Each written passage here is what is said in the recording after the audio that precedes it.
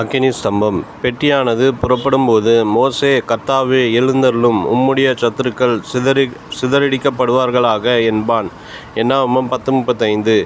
இஸ்ரவேல் ஜனங்கள் எப்பொழுது புறப்பட வேண்டுமென்று கர்த்தர் எண்ணினாரோ அப்பொழுது பகலாயிருந்தால் மேகஸ்தம்பமும் இரவாயிருந்தால் அக்கினி ஸ்தம்பமும் எழும்பும். தேவன் எழும்புகிறார் என்னும்போது அக்கினி ஸ்தம்பம் எழும்புகிறது, உடன்படிக்கை பெட்டி எழும்புகிறது, இஸ்ரவேல் ஜனங்கள் எழும்புகிறார்கள். கர்த்தர் நமக்காக எழுந்திருக்கும் போது நாம் கர்த்தருக்காக எழுந்திருக்க வேண்டும்.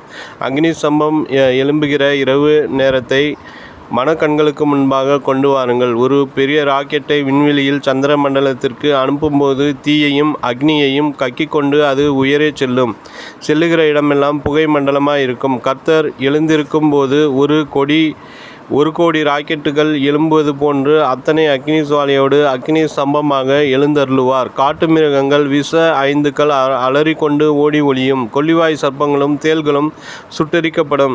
இரவிலே இருளை வெளிச்சமாக்கி குளிரை வெப்பமாக்கி நல்ல சீதோஷ்ண நிலையோடு பிரகாசமான வெளிச்சத்திலே இஸ்ரவேல் ஜனங்கள் நடப்பார்கள்.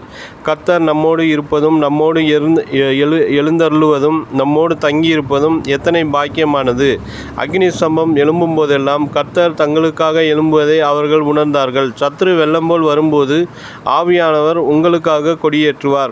கர்த்தர் எப்படிப்பட்டவர்? அவருடைய கண்கள் அக்னி ஜுவாலையை போல் இருக்கும். வெளிப்படுத்தின சுவிசேஷம் 1:14.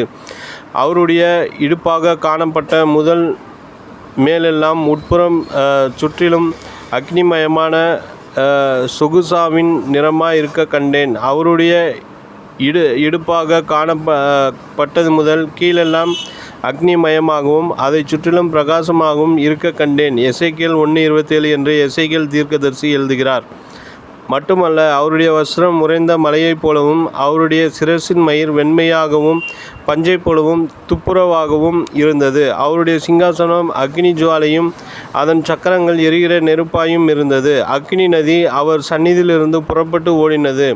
1000 பேர் அவரை சேவித்தார்கள். கோடாகோடி பேர் அவருக்கு முன்பாக நின்றார்கள். தானியேல் 7:9-10 என்று வேதம் சொல்லுகிறது.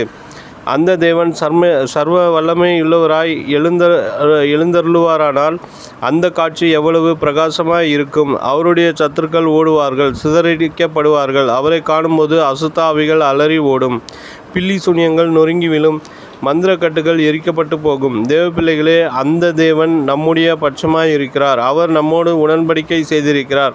அவர் நமக்காக எழுந்தருளுவார். அவர் நமக்கு அன்புள்ள தகப்பனாக இருக்கிறார். அவர் நம்முடைய விரோதிகளுக்கு பட்சிக்கிற அக்னியாகவும் இருக்கிறார். எபிரேயர் 12:29. நினைவிற்கு, நான் அதற்கு சுற்றிலும் அக்கினி மதிலாய் இருந்து அதன் நடுவில் மகிமையாக இருப்பேன் என்று கர்த்தர் சொல்லுகிறார். சகரியா 2:5.